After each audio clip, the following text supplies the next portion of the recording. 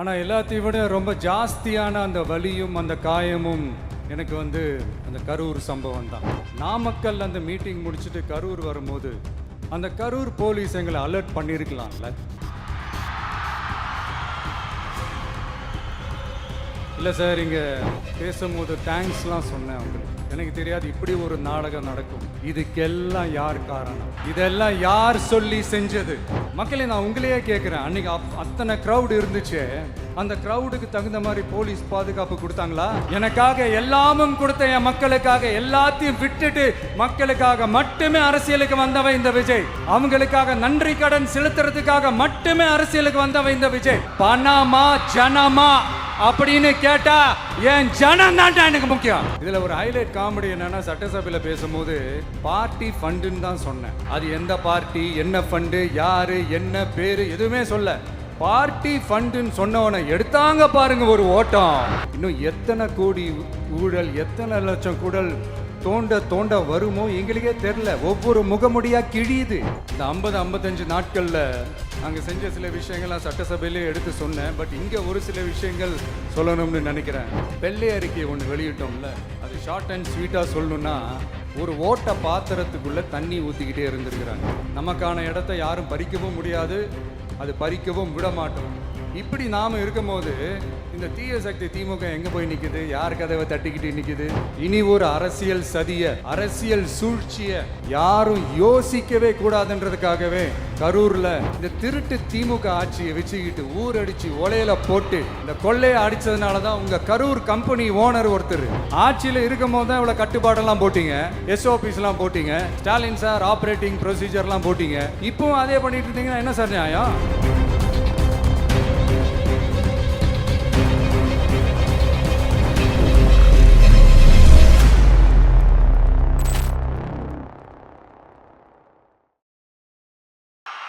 கரூர் சொந்தங்கள்,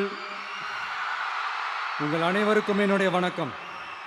ஒரு மனுஷன் லைஃப்ல எவ்வளவு பெரிய ஒரு உயரத்துக்கு போனாலும் மனசளவுல சில வலிகள், காயங்கள் அதை மறக்க முடியாது இல்லையா? எல்லார் லைஃப்லயும் அப்படிதான், நமக்கும் அப்படிதான். நிறைய வலிகள், காயங்கள் எல்லாத்தையும் தாண்டி தான் வந்திருக்கிறோம். ஆனா எல்லாத்தையும் விட ரொம்ப ஜாஸ்தியான அந்த வலியும் அந்த காயமும் எனக்கு அந்த கரூர் சம்பவம் தான்.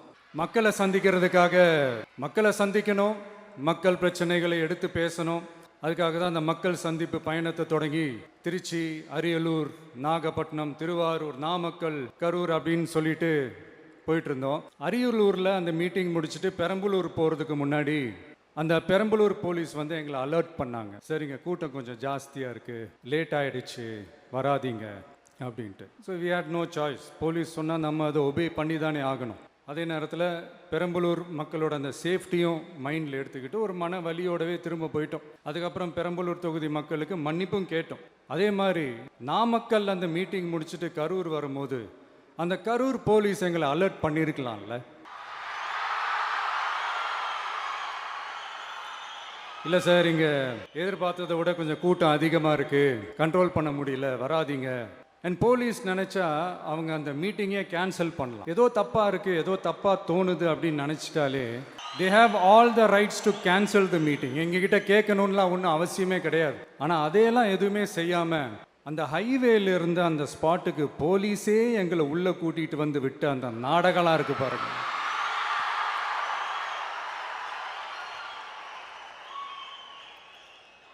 நம்பிட்டேங்க, முழுசாக நம்பிட்டேன். அன்னைக்கு இருந்த அந்த கரூர் போலீஸ் பேசும்போது தேங்க்ஸ்லாம் சொன்னேன் அவங்களுக்கு. எனக்கு தெரியாது இப்படி ஒரு நாடகம் நடக்கும். இதுக்கெல்லாம் யார் காரணம்? இதெல்லாம் யார் சொல்லி செஞ்சது?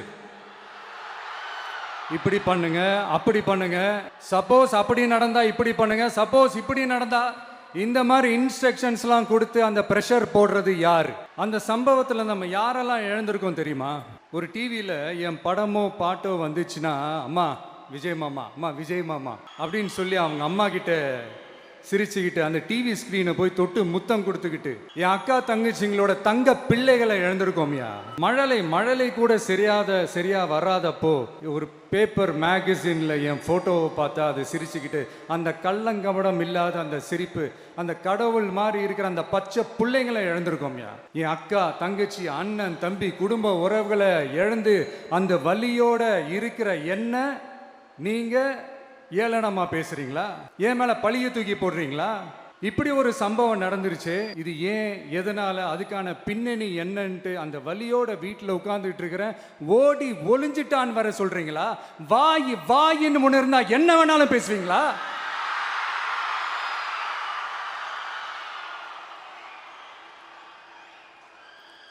மக்களே, நான் உங்களையே கேட்குறேன். அன்னைக்கு அத்தனை க்ரௌடு இருந்துச்சு.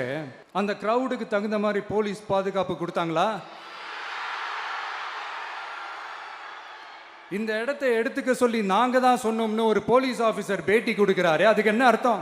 இவ்வளோ வலி, இவ்வளோ காயங்கள் கொடுத்துட்டு பழிய தூக்கி நம்ம மேல போட்டுட்டு அதுல ஒரு அரசியல் ஆதாயம் தேடுறீங்களேயா? இதுல வாய் கூசாம சட்டசபையில ஸ்டாலின் சார் நம்ம மேல திருப்பி விட்டு அங்க ஒரு அரசியல் செய்றாரு. அதுக்கு என்ன அர்த்தம்? நமக்காக வந்திருக்கிற மக்களை காக்க வைக்கிறதுக்கு நான் ஒன்றும் ஆதாயம் தேடுற அரசியல்வாதியெல்லாம் கிடையாது. மக்களுக்காக அரசியலுக்கு வந்தவன் இந்த விஜய். எனக்காக எல்லாமும் கொடுத்த என் மக்களுக்காக எல்லாத்தையும் விட்டுட்டு மக்களுக்காக மட்டுமே அரசியலுக்கு வந்தவன் இந்த விஜய். அவங்களுக்காக நன்றி கடன் செலுத்துறதுக்காக மட்டுமே அரசியலுக்கு வந்தவன் இந்த விஜய். உங்களுக்கு தான் இந்த விஜயை பத்தி நல்லா தெரியுமே. ஆனா நம்ம எல்லாருக்குமே இத்தனை வலிகள், காயங்கள் கொடுத்தவங்களுக்கு இந்த 2026 தேர்தலில் தக்க பதிலடி கொடுத்துட்டீங்க. ஆனா அது மட்டுமே பத்தாது மக்களே, அது மட்டுமே பத்தாது. காலகாலத்துக்கும் எழுந்திருக்கவே முடியாத அளவுக்கு நிரந்தரமான ஒரு பதிலடியை நீங்க கொடுத்துக்கிட்டே இருக்கணும். இப்படி எல்லாம் பண்ணா நான் மக்களை விட்டு ஓடிடுவேன் நினைப்பா? யார் என்ன ஓடினாலும் நான் மக்களை விட்டு எல்லாம் ஓட மாட்டேன். அன்னைக்கும் சொன்னேன், இன்னைக்கும் சொல்றேன், நாளைக்கும் சொல்றேன், தில்லா சொல்லுவேன், கெத்தா சொல்லுவேன். பணமா ஜனமா அப்படின்னு கேட்டா என் ஜனம் தான் எனக்கு முக்கியம்.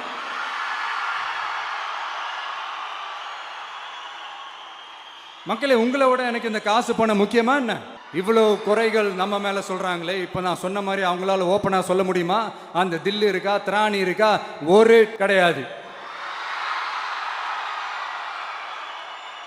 ஆனா நம்ம மக்கள் அமைச்சு கொடுத்த நம்ம அரச குறைகள் மட்டும் டிசைனா, மாடலா குறைகள் மட்டும் சொல்லுவாங்க. ஒவ்வொரு டிபார்ட்மெண்ட்லயும் அந்த பார்ட்டி ஃபண்ட், அந்த கட்சி நிதின்ற பேர்ல அடிக்கிற கொள்ளையெல்லாம் இந்த தீய சக்தியா இருக்கட்டும், தீந்து போன சக்தியா இருக்கட்டும், ரெண்டு பேரும் மாறி மாறி இதே தான் செஞ்சிட்டு இருக்கிறாங்க. இதுல ஒரு ஹைலைட் காமெடி என்னன்னா, சட்டசபையில பேசும்போது பார்ட்டி ஃபண்டுன்னு தான் சொன்னேன். அது எந்த பார்ட்டி, என்ன ஃபண்டு, யாரு, என்ன பேரு எதுவுமே சொல்ல.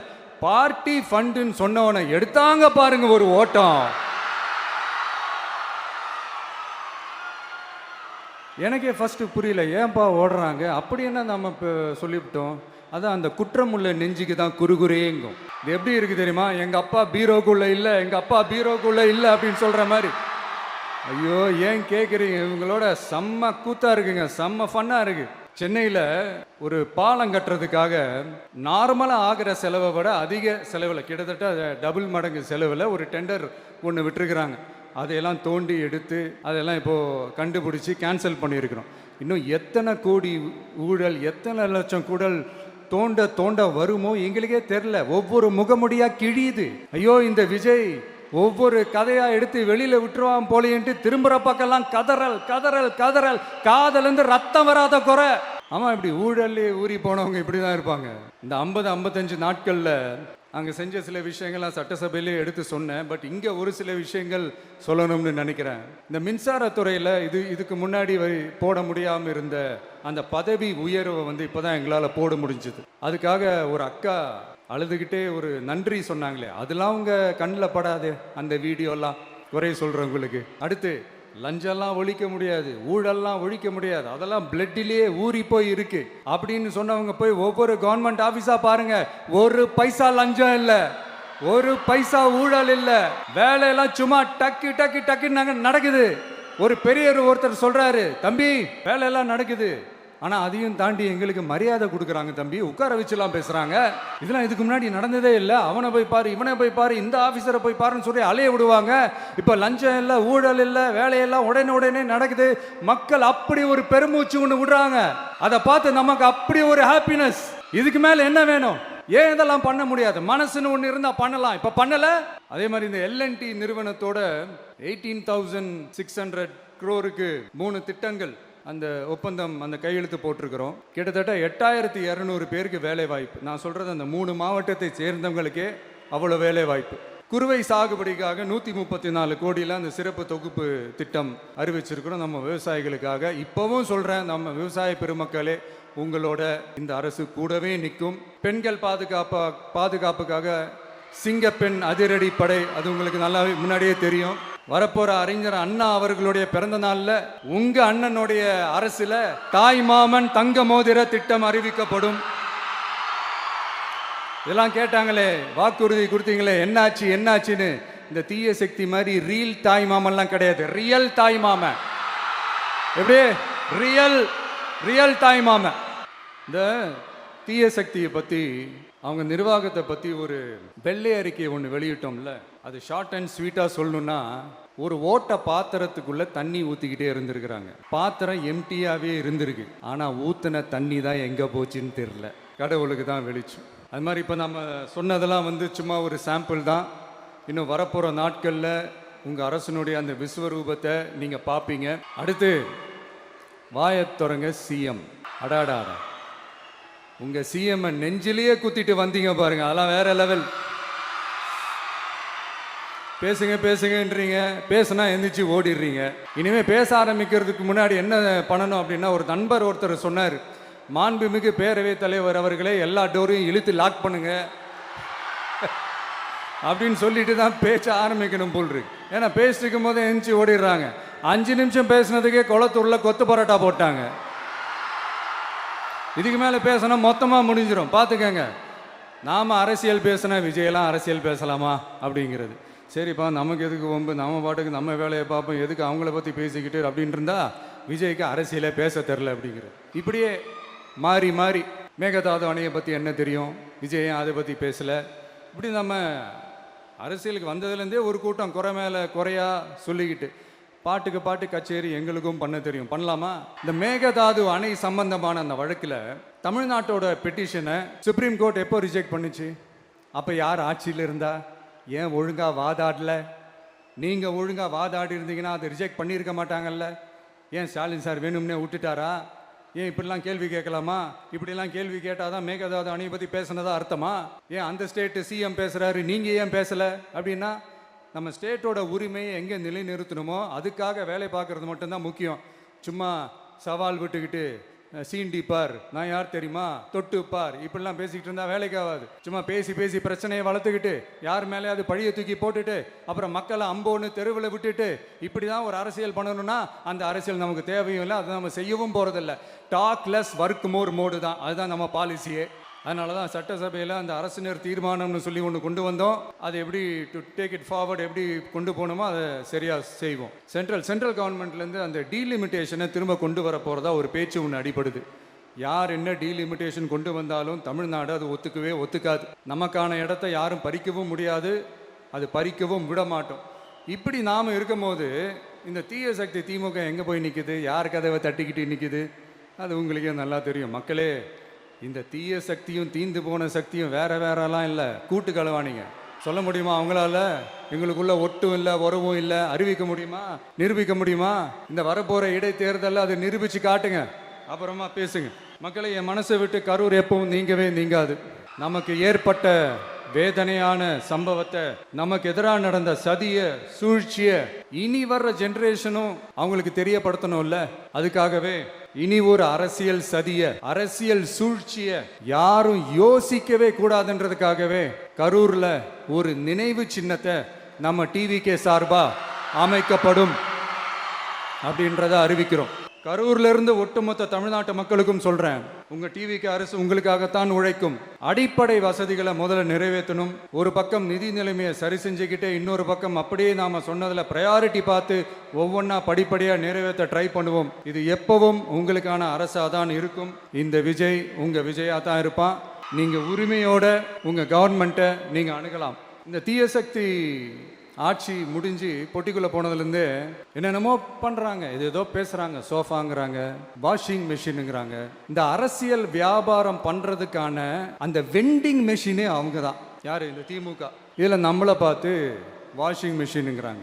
எலெக்ஷனில் ஓட்டுக்கு காசு கொடுக்குற அந்த கலாச்சாரத்தையே, அந்த கல்ச்சரை அடித்து நொறுக்கி இருக்கிறோம். எலெக்ஷன்லேயே அப்படி வேலை பார்த்த நமக்கு எதுக்கு இந்த குதிரை, கழுதை, ஒட்டக பேரெல்லாம்? மக்களின் பக்கம் அப்படி இருக்கும்போது நமக்கு எதுக்கு இந்த பேரெல்லாம்? இந்த திருட்டு திமுக ஆட்சியை வச்சுக்கிட்டு ஊரடிச்சு ஒலையில போட்டு இந்த கொள்ளையை அடிச்சதுனால தான் உங்க கரூர் கம்பெனி ஓனர் ஒருத்தர் எங்க எங்க இருக்காருன்னே தெரியாம ஓடு ஓடு ஓடு ஓடு ஓடு ஓடு ஓடு ஓடு வராம் பாரு வேட்டக்காரன் ஓடினே இருக்கிறாரு. இன்னொருத்தர் ஃபாரின்ல போய் ஒளிஞ்சுக்கிட்டார். ஃபாரின் ஸ்டாலின் சார்ன்னு நினைச்சிட போறீங்க, அவர் இல்லை. எனக்கு எப்பவுமே ஸ்டாலின் சார் மேல ஒரு தனி பாசம் ஒன்று உண்டு. அவர் கிடையாது, இவர் வேற. சிங்கப்பூருக்கு செக்கப்புக்கு போனார்ல அவரு. இன்னும் தோண்ட தோண்ட எத்தனை பேர் மாட்ட போறாங்களோ தெரியல. உங்ககிட்ட யாராவது லஞ்சம் ஏதாவது கேட்டாங்கன்னா கொடுக்க முடியாது சொல்லுங்க, நான் இருக்கேன் உங்களோட. அப்படியே யாராவது ஃபோர்ஸ் பண்ணாங்கன்னா இது எங்க மகன், எங்க புள்ள, எங்க அண்ணன், எங்க தம்பி, எங்க விஜய், எங்க விஜயோட ஆட்சின்னு ஸ்ட்ராங்கா சொல்லுங்க. மக்களே, நீங்க கூட இருக்கும் போது லஞ்ச ஊழல் மட்டும் இல்ல, அதிகாரத்தை வச்சு ஆட்டம் போடுற யாரா இருந்தாலும் அடங்கிடுவாங்க. இந்த கடமை கண்ணியம் கட்டுப்பாடுன்ட்டு ஒரு காலத்துல கொள்கையோடு இருந்த கட்சியெல்லாம் இன்னைக்கு எப்படி இருக்கான்னு உங்களுக்கே தெரியும். அதாவது இந்த டிவிகே கட்சியோட தலைவரை எதிர்க்கிறதுல ஒரு நியாயம் இருக்கு. ஏன்னா உங்க பொழப்புல மண்ணள்ளி போட்டான். என்ன, இந்த ஊழல் லஞ்சம்லாம் பண்ண மாட்டேன்னு சொல்லி உங்க அரசியலையே ஒரு தெருமுனைக்கு கொண்டாந்து விட்டான். மக்கள் வேற அவனை தான் நம்புறாங்க. ஸோ இந்த விஜயை எதிர்க்கிறதுல ஒரு அரசியல் நியாயம் இருக்குது, அதை புரிஞ்சுக்கலாம். ஆனால் இன்னைக்கு இந்த விஜயை மக்கள் ஓட்டு போட்டு ஜெயிக்க வச்சு ஒரு தீர்ப்பை கொடுத்து மக்களுக்காக வேலை செய்யறதுக்காக முதலமைச்சராக உட்கார வச்சிருக்கிறாங்க. என்னமோ இன்னமும் நீங்க தான் ஆட்சியில் இருக்கிற மாதிரி. விஜய் கரூருக்கெல்லாம் போகக்கூடாது, விஜய் இங்க போகக்கூடாது, அது செய்யக்கூடாது, இது செய்யக்கூடாதுன்னு எனக்கு புரியலையே. ஆட்சியில் இருக்கும் போது தான் இவ்வளோ கட்டுப்பாடெல்லாம் போட்டீங்க, SOPஸ்லாம் போட்டீங்க, ஸ்டாலின் சார் ஆப்ரேட்டிங் ப்ரொசீஜர்லாம் போட்டீங்க. இப்போவும் அதே பண்ணிட்டு இருந்தீங்கன்னா என்ன சார் நியாயம்? இல்லை, நான் தெரியாம தான் கேட்குறேன். இன்னும் கனவுலையே இருக்கிறீங்களா? முதல்ல முழிச்சு வாங்க, ரியாலிட்டிக்கு வாங்க. உங்க ஆட்சியெல்லாம் வீட்டுக்கு போய் டிவிக்கேன்னு ஒரு ஆட்சி வந்து ரொம்ப நாள் ஆச்சு. ஒழுங்கா படி ஒழுங்கா படி என்று சுப்ரீம் கோர்ட் ஓங்கி மண்டேலியே நறுக்கு நறுக்கு நறுக்கு என்று செம்மட்டியாலே அடிச்சும் இந்த திமுக முழிச்சிக்கல அப்படின்னா அப்ப கொஞ்சம் கஷ்டம்தான். வெற்றி தோல்வியெல்லாம் அரசியல சகஜம் சார். அதுக்காகலாம் வெறி பிடிச்சி இந்த பதவி வெறி பிடிச்செல்லாம் அலைய தேவையில்லை. நல்ல விதமாகவே சொல்றேன், நியாயமான அரசியல் பண்ணுங்க. ஓ, அதுதான் உங்களுக்கு தெரியாதுல்ல? இந்த தீய சக்தி திருத்தவும் முடியாது, அவங்களா திருந்துவாங்கன்னு பார்த்தா அதுவும் நடக்க போறதில்ல. அதனால வரப்போற இடைத்தேர்தல மக்களே, இந்த தீய சக்தி திமுகவை நல்லா வெச்சு வெளுத்து விடுங்க. கான்பிடண்டா இருங்க மக்களே, நல்லதே நடக்கும், வெற்றி நிச்சயம். மீண்டும் சந்திக்கும் வரை நன்றி, வணக்கம்.